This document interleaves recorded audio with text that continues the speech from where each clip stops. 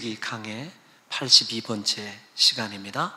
야곱은 외삼촌 라반에게 속아서 사랑하지 않는 레아와 결혼을 하게 됩니다. 그러나 그는 포기하지 않고 라반의 제의대로 7년을 더 섬기기로 하고 사랑하는 라헬 또한 아내로 맞이하게 되죠. 그러나 이 두 자매와의 결혼 생활은 순탄하지 않았습니다. 두 자매 사이에서 갈등이 끊이지 않았기 때문이죠.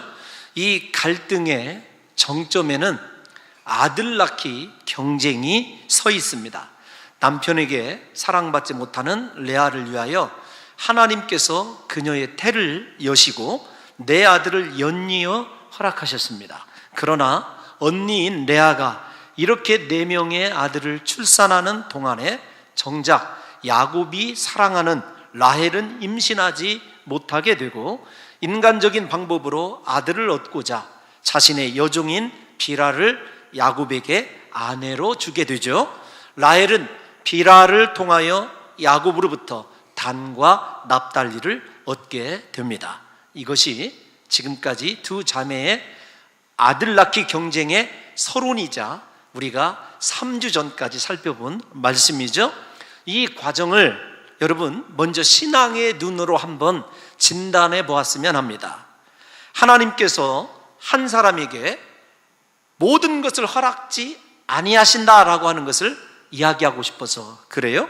라헬은 예쁘고 매력적이어서 남편의 사랑을 받지만 자식의 복은 누리지 못하고 있습니다. 반대로 레아는 외적인 매력이 부족해서 남편의 사랑은 받지 못하나 하나님의 긍휼하심 때문에 자식의 복은 누리게 되죠. 우리도 인생 살아가다 보면 레아나 라헬처럼 인간적인 시각으로 내 형편이나 처지를 바라보게 될 때 참 부족하고 모자란 것이 있다라고 생각이 되어질 때가 있을 것입니다. 그런데 사실은 이 부족하고 모자란 것을 하나님의 시각으로 바라보게 되고 하나님의 거룩한 이 축복의 도구라고 인정하게 되면 우리의 훗날도 사실은 다윗이 고백한 것처럼 여호와는 나의 목자시니 내가 부족함이 없으리로다 이렇게 고백하는 때가 올 것이라고 하는 말씀을 여러분들에게 드리고 싶은 거예요.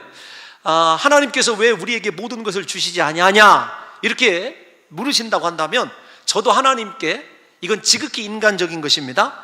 하나님께 불만이 많습니다. 하나님 저를 왜 이렇게 지으셨나요? 라고 하는 데서부터 시작해서 많은 불만이 있을 수 있습니다. 그런데 가만히 생각을 해보면 하나님이 저 같은 성격의 소유자에게 모든 것을 다 허락해 주었다. 그러면 하나님 아마 섬기지 않을 거예요. 섬기지 않은 정도가 아니라 저 잘난 맛에 제가 하나님 되어서 살아갈 것입니다.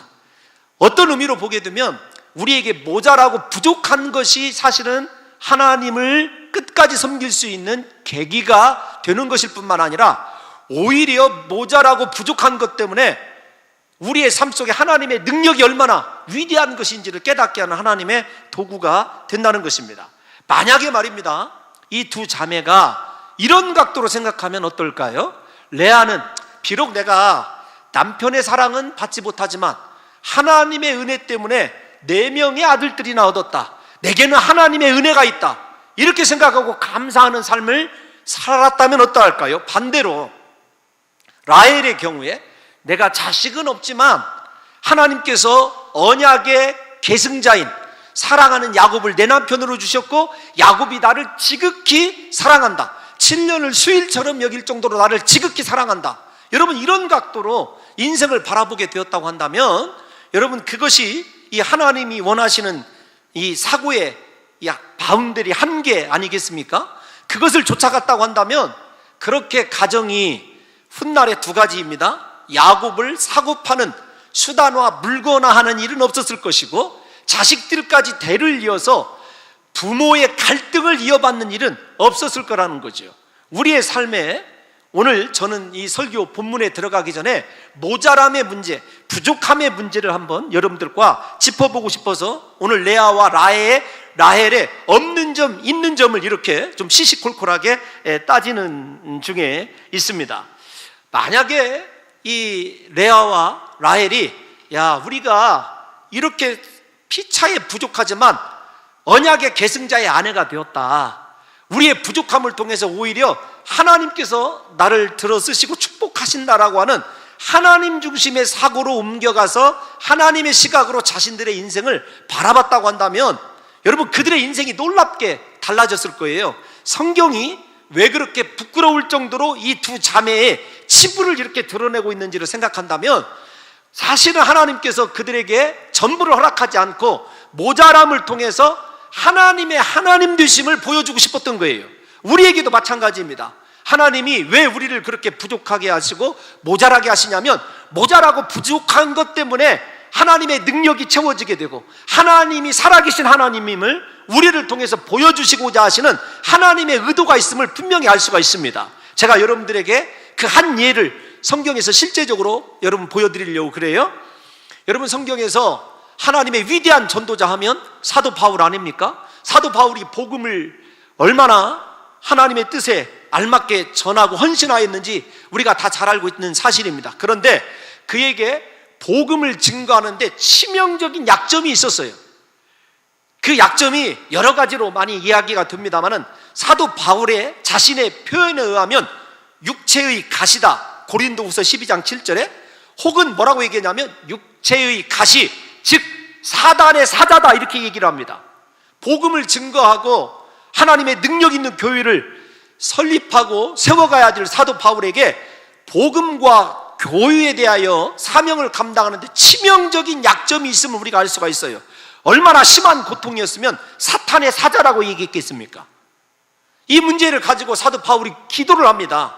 그런데 그의 기도에 대하여 하나님께서 고린도후서 12장 9절에서 10절에 보게 되면 뭐라고 얘기하냐면 내 은혜가 내게 족하도다, 이렇게 하나님께서 답을 하신다는 거예요. 너는 그것 없이도 그 심각한 질병 가지고도 나의 일을 할 수 있다는 거예요. 사랑하는 성도 여러분과 저도 우리의 없는 것 때문에, 부족한 것 때문에 하나님 앞에 눈물로 기도하는 것 있지 않습니까? 그럴 때 하나님께서 내 은혜가 내게 족하도다, 이렇게 말씀해 주시는 이유를 우리가 좀 생각해 보자는 거죠. 레아와 라헬의 관점에서 좀 우리 인생을 바라보면서 혹시 나에게도 그렇게 부족한 것이 있는데 그 부족한 것 때문에 인간적인 경쟁과 인간적인 수단을 통해서 그 부족한 부분을 채워가야 될지, 아니면 하나님의 입장에서 하나님의 능력을 채워야 될지를 생각해 보자는 거죠. 다시 좀 사도 바울의 이야기를 여러분들과 계속해서 이어가고 싶습니다. 다시 한번 고린도후서 12장 9절에서 10절을 띄워주십시오. 9절을 보십시다. 내 은혜가 내게 족하도다. 이는 내 능력이 약한 데서 온전하여짐이라. 하나님의 능력은요, 우리의 잘난 점, 우리의 장점을 통해서 온전해지지 않아요. 내 약한 점, 부족한 점, 없는 것을 통해서 하나님의 능력이 온전하게 드러나는 거예요. 왜 오늘날 내게서 하나님의 능력이 드러나지 않느냐면 내가 너무 강하기 때문에 그래요. 내게 너무나 많은 것이 있기 때문에 하나님의 능력이, 예수 이름의 권세가 온전해지지 않는다는 거죠. 오늘 사도 바울이 이어서 뭐라고 얘기합니까? 그러므로 도리어 크게 기뻐함은 나의 여러 약한 것들에 대하여 자랑하리니. 사도 바울이 자신의 약한 것을 자랑한다는 거예요. 나의 질병이 있음을 자랑하게 되고 나의 부족한 성격을 자랑한다는 거예요. 왜 그러냐면 이는 그리스도의 능력이 내게 머물게 하려 함이라. 내 약한 것들 때문에 하나님의 능력이 내 안에 채워지고 있다, 그 뜻입니다. 사랑하는 성도 여러분들과 제가 이 시간에 깨달아 알아야 될 것이 있어요. 과연 나는 나의 부족한 것을 레아나 라헬처럼 인간적인 경쟁과 인간적인 성취심으로 몰아가서 끝장 승부를 봐야 되느냐, 아니면 나의 약함을 하나님 앞에 고백하면서 내 약함을 붙들고 일하시는 하나님의 능력, 그 능력이 내 안에서 온전해지는 것을 경험해야 될 것이냐. 사랑하는 성도 여러분들과 제가 오늘 결단하심으로 말미암아 저와 여러분들은 없는 것 때문에 낙심하고 부족하고 연약한 것 때문에 절망할 것이 아니라, 그리고 그것 때문에 나보다 가지고 있는 사람들을 시기하고 질투할 것이 아니라 하나님의 능력이 내 안에서 온전해지고 그 능력이 내 안에서 영원까지 머물게 되는 계기가 나의 이 부족함과 연약함에 있다는 사실을 깨달으시고 하나님만 끝까지 바라보시고 하나님의 시각으로 내 부족함을 드리게 되면 하나님께서 나의 부족함 통하여 그분의 살아계신 놀라운 능력을 만세에 드러내게 되시는 놀라운 역사가 일어나게 될 줄로 믿습니다. 사랑하는 성도 여러분들이요, 오늘 우리 사랑하는 성도 여러분들이 내게 있는 것, 내가 가지고 있는 것, 그것 자랑하게 되면은요, 교만하게 되고 하나님의 능력이 머물지 않습니다. 떠나게 됩니다. 그래서 사역자인 저에게도 가장 중요한 것을 들라 한다 하면 저는 이렇게 생각합니다. 겸손이라고 생각합니다. 우리 사랑하는 성도 여러분들과 제가 끝까지 하나님의 능력이 우리 안에서 머물게 하려면 사울처럼, 사울 왕을 얘기합니다. 여러분, 하나님의 성령이 임했다가 교만해지니까 머물지 못하고 성령이 떠나가시는 것을 생각해 보십시오. 오늘부터 사랑하는 성도 여러분들과 제가 없는 것, 부족한 것 하나님 앞에 드러내놓고 기뻐함으로, 자랑함으로 말미암아 그것 붙들고 온전하게 하나님께서 일하시는 하나님의 놀라운 사랑을 경험하시기를 예수님의 이름으로 축원합니다. 여러분, 오늘 이렇게 레아와 라헬은 자신의 부족한 점을 인간적인 성취욕과 승부욕으로 해결하려고 하려다가 야곱의 집안에 커다란 화를 가져오게 됩니다. 그 과정들을 조금 더 여러분 자세하게 살펴보려고 그래요. 앞에서 좀 말씀을 드려야 됩니다만은, 우리가 레아와 라헬의 인생의 귀결은 어디냐면 그들도 하나님인 줄 압니다. 예를 들면 유다를 낳고 나서 이제는 내가 하나님을 찬송하리로다. 첫 번째 아들, 두 번째 아들, 셋째 아들 낳을 때도 여호와를 분명히 하나님의 은혜인 걸 알았어요. 그러나 그 중심이 남편이었어요. 남편을 얻고자 하는, 하나님의 은혜로 남편을 얻고자 하는 것이었어요. 그러나 네 번째 아들을 낳고는 이제는 내가 하나님을 찬송하리로다. 하나님만 찬송하는 인생을 살겠다고 고백을 합니다. 라헬의 경우는 어떠할까요?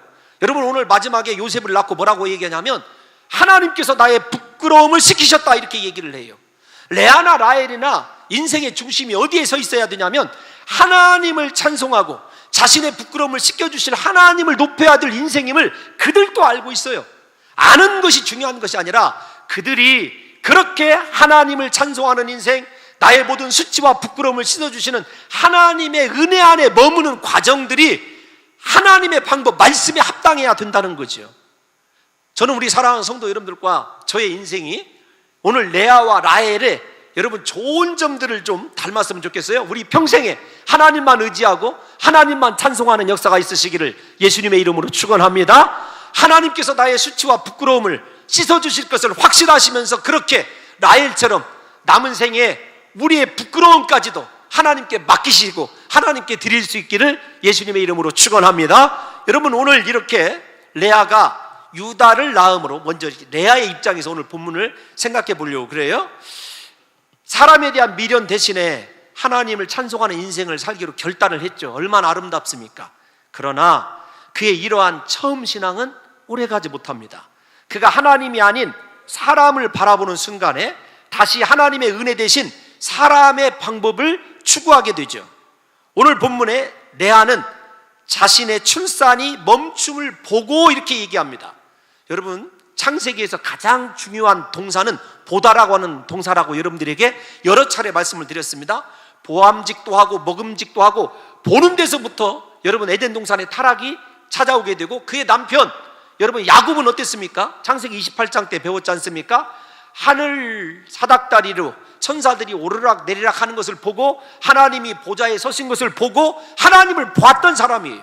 그런데 오늘 레아는 무엇을 보았냐면 자신의 불가능을 보았어요. 자신에게서 더 이상 출산할 수 없는 태의 닫힘을 보았다. 자신의 한계를 보았다. 이렇게 구절이 얘기하고 있습니다. 여러분 다 같이 한번 본문 구절을 다시 확인해 보도록 하죠. 시작. 레아가 자기의 출산이 멈춤을 보고 됐습니다. 여러분 여기까지만 보더라도 그가 하나님의 능력으로 아들을 얻었다고 한다면 누구를 바라봐야 되냐면 하나님을 바라봐야 되는 것 아니겠습니까? 우리도 마찬가지입니다. 인생을 살다가 고난이 닥쳐오게 되면, 문제가 터지게 되면 그 고난과 문제를 바라보게 되고 내 한계에 절망하는 것이 우리들 아닙니까? 레아가 오늘 그랬어요. 그런데 문제는 레아가 그렇게 하나님을 바라보는 것이 아니라 자신의 인간적인 불가능, 한계를 바라보기 시작할 때부터 사람의 방법과 사람의 승부욕이 발동을 하기 시작했다는 것이 문제예요. 우리가 하나님으로부터 시선을 거두어서 우리 문제를 바라보기 시작하면은요, 하나님의 은혜가 떠납니다. 하나님의 방법과 계획이 생각나는 것이 아니라 내 생각과 내 방법, 인간적인 여러분 이 질투와 시기가 폭발적으로 내 삶에 에너지 아닌 에너지가 되는 것을 보게 된다는 거죠. 자신의 문제를 바라보는 순간에 자신을 사랑하시고 긍휼히 여기신 하나님의 은혜를 잃어버리게 된 것입니다. 이제 그녀는 하나님께서 허락하신 4명의 아들로도 감사할 수도 만족할 수도 없게 된 거죠. 그러자 라헬처럼 인간적인 방법을 사용하게 됩니다. 자신의 여종인 실바를 야곱에게 아내로 주게 되는 거죠. 하나님을 쫓아가는 것이 아니라 사람을 쫓아가는 것이 비극의 시작입니다. 왜 비극의 시작이라고 하는지는 여러분들이 조금 있다가 알게 돼요. 우리가 하나님 놓아버리고 사람의 방법 붙드는 그 순간이 우리에게는 최고 인생의 위기예요. 사랑하는 성도 여러분들과 저는 끝까지 하나님의 방법으로 더디더라도 하나님의 말씀만 붙드시기를 예수님의 이름으로 축원합니다. 여러분 생각해 보십시오. 자기 자신은 실바를 아내로 주었어요. 그런데 성경은 뭐라고 얘기하냐면 이렇게 얘기합니다. 레아의 시녀 실바가, 레아의 시녀 실바가, 계속해서 그건 하나님의 시각으로 보면 시녀일 뿐이에요. 생각해 보십시다. 물론 하나님께서 실바를 통하여 주신 아들들도 축복하시고 그들의 이름대로 갓은 복이 되게 하시고 아셀은 기쁨이 되게 하셨어요. 문제는 무엇이냐면 첫 번째에서 4번째 아들을 낳을 때 레아의 중심은 하나님이었어요. 여호와가. 그런데 실바를 통해서 얻은 두 아들, 여러분 갓과 아셀을 통하여서는 하나님이 빠져 있다는 거예요. 내 기쁨, 내 복으로 여겼다는 것입니다. 레아의 신앙이 사람의 방법, 라헬처럼 인간적인 방법을 추구하면서 승부욕이 발동되는 순간에 그에게서 하나님은 사라지게 되고 인생의 주인공이 누가 되었냐면 자기 중심의 삶, 자기가 인생의 주인이 되고 말았다는 것이에요. 여러분 우리가 주의해야 될 것이 이런 것입니다. 끝까지 하나님을 찬송하고 하나님 중심으로 살았으면 하나님 붙들고 살아가야 되지, 우리의 시선이 사람으로 옮겨지게 되고 사람의 방법을 추구하는 순간에 더 이상 내가 하나님의 백성이 아니라 내 자신 스스로가 교만하게 하나님 되어서 오늘 레아처럼 복이다고 선언하고 기쁨이다고 선언하는 우를 범하게 된다는 거예요. 하나님께서 레아를 축복하신 이유가 무엇입니까? 하나님의 살아계심, 하나님의 사랑을 드러내는 것 아니겠습니까? 하나님의 은혜를 드러내는 거죠. 남편에게도 사랑받지 못하고 아버지도 걱정하는 인간이었지만 하나님만큼은 나를 사랑한다, 그 사랑의 결과를 드러내는 것이 레아의 사명 아니냐고요. 여러분 이 레아를 향한 하나님의 사랑이 변함이 있는 줄 아십니까? 없습니다. 나중에 보게 되면은 하파티 사건 이후에 레아가 이스라엘과 스불론을 다시 출산을 하게 돼요. 그의 태가 열리게 됩니다. 하나님이 끝까지 레아를 사랑하시는 것을 보게 돼요. 하나님의 사랑은 이처럼 변함이 없고 끝까지 사랑하시지만 문제는 이 레아와 라헬 사람이 문제 아니겠습니까? 저와 여러분들이 문제죠. 우리를 향한 하나님의 사랑은 변함이 없어요. 그 하나님의 사랑은 변함이 없는데 우리가 하나님이 아닌 내 방법을 끝까지 고수를 하고 옆에서 이 사람이 이렇게 잘 됐다고 하면 그 방법 쫓아가고 이렇게 하면 돈 많이 벌었다고 하면 그 방법을 생각하니까 우리가 인생 더디게 되고 오늘 레아처럼 하나님의 축복이 아닌 인생 가정 파탄으로 들어가게 되는 우를 범하게 된다는 것입니다. 레아는요 그렇게 하나님의 사랑을 받았으면 그 사랑을 가지고 라헬을 관용하고 사랑했어야 됐어요. 그래서 언약의 계승자 이 집안답게 믿음의 가정을 레아가 삶을 통해서 이루어냈어야 되는 거죠. 그것이 레아의 사명입니다. 왜냐하면 레아가 첫 번째 부인이잖아요. 하나님의 언약의 유일한 계승자이고 나중에 야곱과 함께 여러분 우리가 잘 아는 막벨라 굴에 묻혀야 될 하나님이 인정하시는 부인 아닙니까? 하나님이 인정하면 그걸로 만족해야죠. 사람의 그 자리까지 차지하려고 하는 욕심 때문에 다름 아닌 동생에 대해서 시기하고 미워하는 이 라헬의 모습을 통해서 하나님의 은혜와는 동떨어진 삶의 열매가 드러나고 있다는 것입니다. 우리도 마찬가지입니다. 내게 있는 하나님의 은혜에 만족하면서 모든 이들을 사랑하고 관용하고 용서하고 내게 받은 이 은혜를 족한 줄로 알고 하나님의 그 사랑을 가지고 여러분 가정이든지 공동체든지 섬기면서 사랑하며 나가야 되는 것 아니겠습니까? 라헬은 레아에게 사랑의 대상이지 경쟁의 대상이 아닌 것입니다. 다시 강조합니다만 레아는 라헬과는 전혀 차원이 다른 은혜를 누렸던 사람이에요. 우리가 먼저 그렇게 은혜를 누리고 하나님을 만났다고 한다면 그 하나님의 은혜에 부합한 삶을 모든 사람들에게 보여줘야 되는데 그것이 무엇이냐면 사랑과 용서의 관용입니다. 레아가 그것을 포기를 했어요. 하나님의 은혜를 떠나버렸습니다. 라헬처럼 인생의 승부욕을 가지고 사람의 방법을 쓰게 된 결과가 무엇이냐? 왜 비참하냐? 하나님이 주신, 만약에 말입니다, 이런 걸 생각해 보십시오. 좀 정리를 해서, 레아가 나를 향한 하나님의 사랑이 변함없다는 걸 믿고, 나는 4명의 아들로 족하다, 이제는 내 동생 라헬이 아들을 좀 낳았으면 좋겠다고 이렇게 생각했으면 얼마나 좋겠냐고요. 그런데 그런 관용적인 삶, 하나님의 은혜 받은 삶을 그가 살지 못했어요. 그 결과가 무엇이냐? 여러분, 성경 창세기 남은 시각을 살펴보게 되면 레아가 낳은 4아들들의 허물들을 성경이 여러분 신랄하게 고발한다는 사실입니다. 르우벤이요, 원어 성경에 보면 실반지 비란인지는 잘 모릅니다. 야곱의 첩들 둘 중에 하나와 여러분 침소를 더럽히게 되는 죄를 범하게 되죠. 생각해 보십시오. 어머니들이, 그런데 어머니들이 성을 사고 파는 여러분 인식을 그렇게 심어줬는데, 루벤이 여러분 온전한 가정에 나중에 합한채도 루벤 때문에 일어나는 것 아니겠습니까? 가정의 기틀을 가진 장자로 설 수 있겠느냐고요. 생각해 보십시오. 동생인 라헬을 사랑하지 못하고 용서하지 못하는데 그의 둘째 아들인 여러분 시몬과 레위가 하나님께서 지어준 별명이 무엇이냐면 살인기계 아닙니까? 무고한 세겜 족속들을 여러분 칼로 쳐 죽이되, 생각해 보세요. 레위는 하나님께서 제사장 지파로 생각한, 하나님 앞에 거룩한 제물을 먼저 드려야 될 지파로 하나님께서 선택한 그 아들이 하나님 앞에 드려야 될 번제물을 먼저 잡은 것이 아니라 사람의 피를 자신의 칼에 먼저 묻히게 되는, 여러분 죄를 하나님께서 허물을 드러내시는 거죠. 유다 어떻습니까? 하나님의 찬송으로 지은 유다처럼 사생활이 문란한 사람을 성경에서 본 일이 있습니까? 창기와 합하게 되고 가나안 땅에 다른 여자를 만나게 되고, 심지어는 자신의 며느리가 며느리인 줄도 모르고 창기인 줄 알고 관계를 맺게 되는 사람이 누구예요? 유다 아닙니까? 다른 아들들이 죄가 없다는 것이 아닙니다. 그런데 그 아들들의 죄를 하나님께서 묻지 않으셨어요. 다만 레아가 줄줄이 낳았던 하나님 은혜 가운데서 하나님 중심의 은혜로 고백했던 4명의 아들들의 죄에 대해서는 성경이 왜 그렇게 신랄하게 고백하느냐고요. 우리가 은혜 받는 것, 축복 받는 것 참 중요합니다.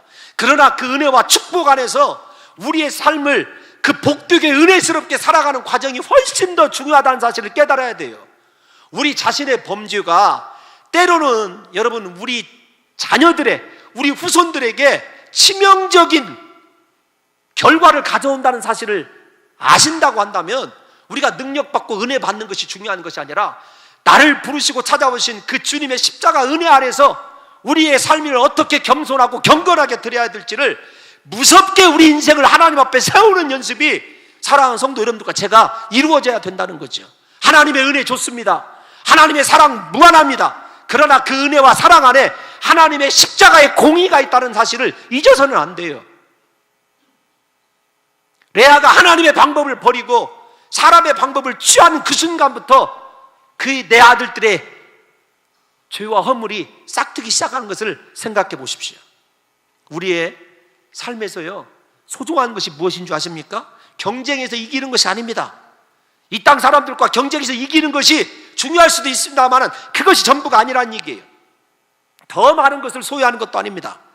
늘 나 같은 죄인을 사랑하시어 끝까지 은혜로 삶을 인도하시는 하나님을 기억하시고 하나님의 방법대로 나가는 자, 하나님을 두려워하는 자, 하나님의 사랑을 드러내기 위해서 모든 것을 참고 인내하는 삶, 그것이 얼마나 중요한지를 깨달아 알아야 되는 거예요. 교회 안에서 형제 자매에게 자신이 받은 축복의 우월감을 드러내고자 하는 것들 조심해야 됩니다. 나보다 연약한 자들, 나보다 덜 소유한 자들을 사랑하고 섬기고 그들에게 함께 하실 하나님의 은혜를 나타낼 수 있을 정도의 겸손함이 갖춰지지 못하고 있다고 한다면요, 그 사람 축복받은 것이 저주예요. 세상 사람들에게 우리가 무엇으로 어필할 수 있을까요? 그들과 경쟁에서 이김으로요? 아닙니다. 그들에게 우리가 보여줘야 될 것, 그리스도의 십자가의 사랑과 용서와 다른 사람들과 달리 경쟁하고 받고 승리를 위해서라고 한다면 수단 방법 가리지 않는 그런 삶의 태도가 아니라 하나님이 나를 축복하시고 하나님이 내 인생 가운데 은혜와 복을 주실 것이라는 확신 가운데서 세상 사람들에게 그리스도의 사랑으로 양보하고 배려하는 그 실천적인 삶을 살 때 우리의 삶이 세상의 소금이고 세상의 빛 된 것 아니겠습니까? 오늘 이 두 자매의, 야곱의 두 아내의 치부가 가장 드러나는 것은 합환체 경쟁이에요. 여러분, 합환체라는 말이 나오죠? 르벤이 미리 수확 뛸 때 나가서 들에서 이 거둔 것이 이 합환체인데, 합환체가 저렇게 생겼습니다. 어떻게 생겼냐면, 여러분 이렇게 이해를 하십시오. 노란 방울토마토 생각하면 딱 맞습니다. 노란색의 방울토마토, 색깔이 잘 익으면 저거보다 더 좀 진해져서 오렌지 색깔이 돼요. 오렌지 색깔. 그런데 여러분이 이 합환체 하면은 성경에만 나오는 것이 아닙니다. 그리스 신화의 아프로디테, 여러분 사랑과 미와 성의 여신인 아프로디테가 나오거든요. 아프로디테의 별명이 무엇이냐면 합환체의 여신이에요. 이 합환체가 무엇으로 쓰이냐면 최음제로 쓰입니다. 최음제로 쓰이는데, 최음제 어떻게 쓰이는지는 제가 여러분들에게 설교 시간에 말할 수 없는 대목이고, 그 당시에 최음제로 쓰이고, 두 번째로는 여성의 불임 치료제로 쓰였다고 그렇게 기록이 되어 있어요. 고대 근동의 역사에도. 생각해 보십시오. 그런데 중요한 것은 이것이 팔레스타인 지방에서 흔히 자라나는 것이 아니라는 거예요. 일종의, 죄송하지만 귀한 것이었어요. 그런데 그 귀한 것, 어쩌면 라헬이 하나님이 아니라 그것 얻고 싶었는 건지도 몰라요. 그것을 해필 레아의 장자인 루벤이 구해가지고 온 거예요. 어머니가 더 낳고 싶어 하니까 그걸 어머니에게 드렸습니다. 근데 그것을 라헬이 보니까, 라헬이 온갖 자존심 다 내팽개치고 그 합한채를 나에게 달라 그러면서 거래를 하죠. 거래를 하는데, 사랑하는 남편인 야곱이 오늘 내게 들어오는 날인데, 오늘 순서를 바꿔서 레아에게, 당신에게 들어가는 날이라는 거예요. 그러니까 레아가 쪼로론이 달려나가가지고 그거 거래에 성공한 다음에 들에서 일하고 나오는 야곱에게 이렇게 얘기하죠. 오늘 당신은 내 것이다. 여러분, 오늘 이 합환체 경쟁을 통해서 모세가 하나님의 감동으로 지은 이렇게 써가는 이 성경에 사실은 두 자매의 경쟁을 나타내고자 하는 것이 아니라 하나님의 영광을 경험한 백성의 타락이 어느 정도까지 타락하느냐를 우리에게 보여주는 거예요. 그게 레아와 라헬이 아니라 야곱의 타락을 이야기하고 있습니다. 야곱이 어쩌다가 이 지경이 되었습니까? 아내들이 사고파는 물건이 되고 말았어요. 하나님의 언약의 후사, 계승자, 하나님의 영광스러운 베델에서의 보좌를 경험한 사람, 하나님과 세상의 중보자가 되어야 될 사명자여 사다리가 되어야 될 사람, 하나님께 온전한 제사가 되어야 될 하나님 성전 건축의 기초를 놓아야 될 사명, 오간데 없습니다. 오직 무엇에 매여 살아가냐면 아내들에게 일종의, 죄송합니다, 노예로, 사랑의 노예로 전락한 인생을 살아가는 사람, 영적인 타락의 극치를 보여준 사람이 누구냐면 야곱이에요. 이 순간부터 야곱의 인생은 험악한 세월을 살게 되는 거죠. 성경이 지금 무엇을 얘기한다고요? 두 자매의 경쟁이 아니라 야곱의 타락을 통해서 야곱의 인생이 사명이 아니라 하나님의 영광이 아니라 사람에 매여있고 사랑에 매여있게 되자, 세상에 매여있게 되자 그가 얼마나 타락한 인생을 살게 되는지를 우리에게 보여주고 있다는 것입니다.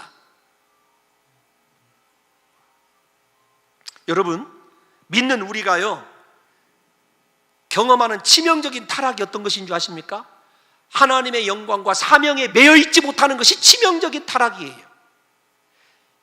세상에 나아가 못된 짓이 나오고 특별한 범죄를 저질러야 타락이 아닌 것입니다. 하나님이 보여주신 영광을 상실하고 하나님이 맡기신 일을 위하여 마음껏 일하지 못하도록 무엇인가에 매여 있는 것이 가장 치명적인 타락입니다.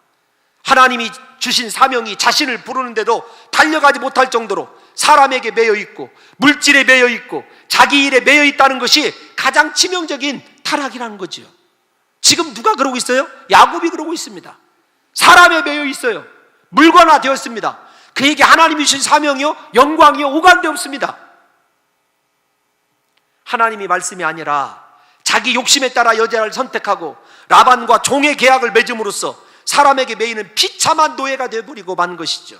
우리 사랑하는 성도 여러분들과 저도 마찬가지입니다. 여러분들이 세상에서 거룩하게 살아가는 것, 범죄하고 살아가지 않는 것 얼마나 의리스러운 일인지 몰라요. 그러나 그것보다 더 중요한 은혜가 있어야 된다고 한다면 나는 세상에 매이지 않은 자유자다. 진리를 알지니 진리가 너희를 자유케 하리라. 나는 사람에 매여 있지 않다. 하나님이 부르시면 언제든지 그분의 부르심에 응답할 수 있고, 하나님이 원하시면 언제든지 충성할 수 있고, 나는 물질과 세상과 사람을 초월한 영적인 자유자다. 이렇게 선언할 수 있으면 진정한 사명자요, 하나님의 영광에 매여 살아가는 사람이라는 거죠. 여러분, 세상 일에 분주하십니까? 사람들에게 인기가 좋아서 이리저리 불려다니십니까? 물질 때문에 더 많은 일을 해야 하십니까? 조심하셔야 됩니다. 내가 지금 무엇에 매여 살아가는 인생인지를 한 번쯤 점검해 봐야 돼요. 우리는 하나님의 영광, 하나님의 사명에 매여서 살아가야 될 인생이라는 사실을 저와 여러분들이 잊어서는 안 된다는 거예요.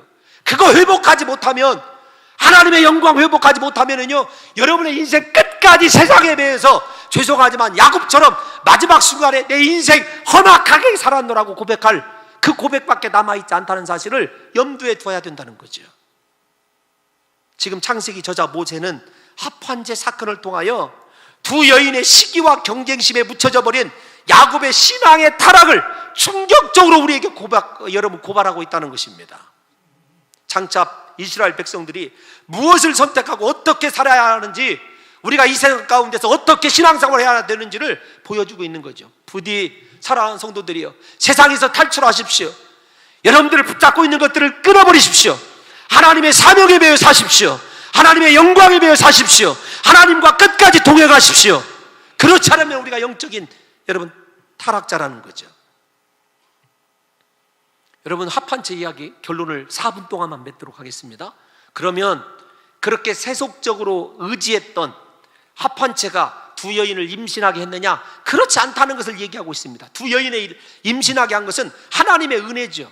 합한채 팔아넘겼습니다. 그날 밤에 야곱을 맞이한 레아가 이사갈과 스불론을 낳지 않습니까?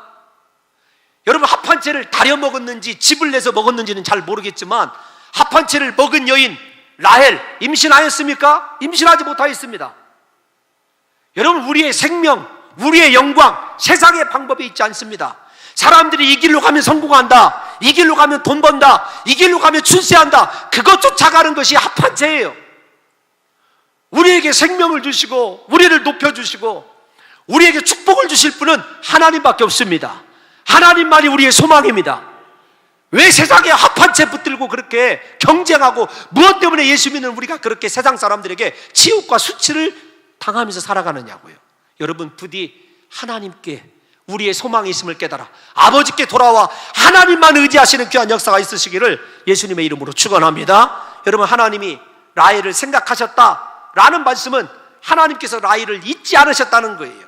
하나님은 자신의 백성을 절대로 잊지 않으십니다. 제가 이 부분은요, 하용조 목사님이 참 너무도 은혜스럽게 써놓으셨더라고요. 그래서 그분이 써놓으신 그대로를 여러분들에게 조금 읽어드리려고 그래요. 이 부분의 해석을 참 은혜스럽게 하셨더라고요. 우리는 기다림을 거절로 해석할 때가 많이 있습니다. 그것은 거절이 아니라 기다림일 뿐입니다. 눈물을 흘리며 안타깝게 드렸던 기도들이 이루어지지 않으면 우리는 쉽게 좌절하고 거절당했다고 생각하며 상처를 받습니다. 라헬도 예외는 아니었을 것입니다. 그러나 하나님께서 라헬을 생각하고 계셨습니다.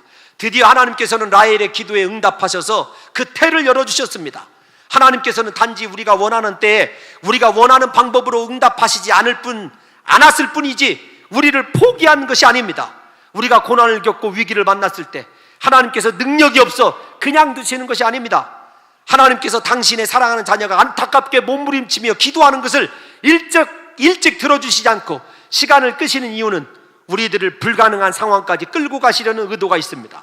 우리가 받은 기도 응답은 인간의 의지와 노력과 수단과 방법으로 이루어지는 것이 아니라 하나님의 능력과 선물이라는 사실을 가르쳐주기 위함입니다. 여러분, 얼마나 은혜스러운 말씀입니까? 여러분, 하나님은 우리를 절대로 거절하지 않으십니다.